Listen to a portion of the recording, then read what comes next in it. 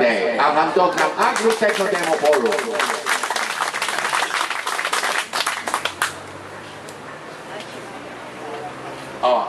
Music.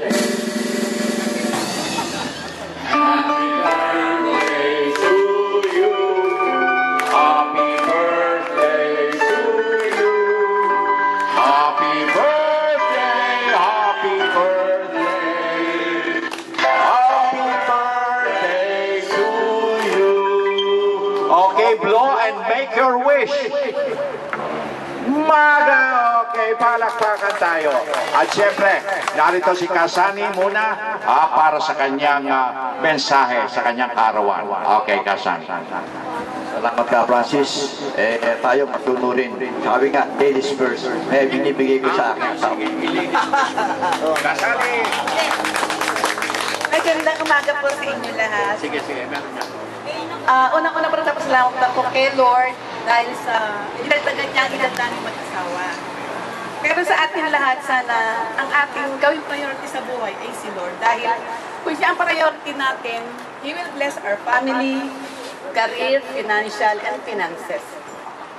Career, love life, and finances.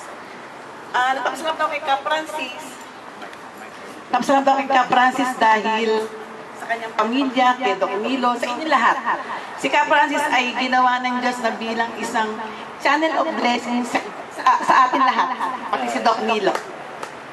Kasi nakikita ng Diyos na ang kanyang pagbibigay ay nanggagaling sa puso at hindi bilang isang obligasyon.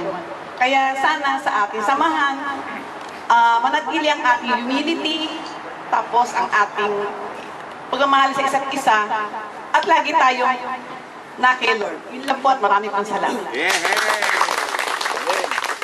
Okay. Nadinig niyo po ang sinabi ng aking misis. Kaya inububos siya. Sa totoo lang po, 35 taon na po ako nagtitiis. Joke lang po, joke lang. Joke lang, okay? Okay, ganito po. Sabi nga po ni Mrs. ako'y nagpapasalamat sa Panginoon. Kung makikita niyo po ang pagkakakilala po namin ni Ka Francis, yun po ay hindi po sinadya, yun po ay tinalaga ng Panginoon sapagkat hindi na po namin kamag-anak yan. Pero sa totoo lang po, ang pagtingin po ng pamilya Cansino sa aming family ay higit po sa pagiging kamag-anak. Kaya ang wish ko po, i-aside ko muna ang personal wish ko bago sa akin. Ang gustong-gusto ko po talaga, kasama na po kayo.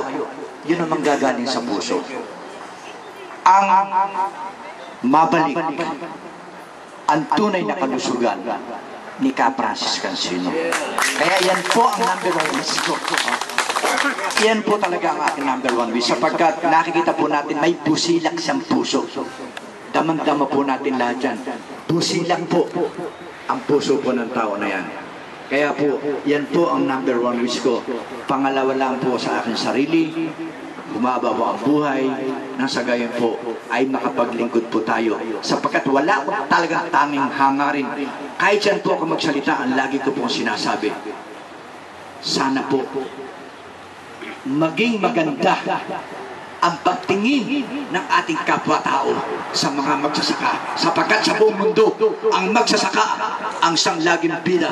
Pero sa atin sa Pilipinas, pagka sinabi magsasaka, parang napakaliit na bagay lamang. Kaya yung wish Panginoon na umangat ang kabuhayan ng magsasaka. Makita nila kung ano ang tungkulin ng magsasaka. Sapagkat kung walang magsasaka, paano na tayo?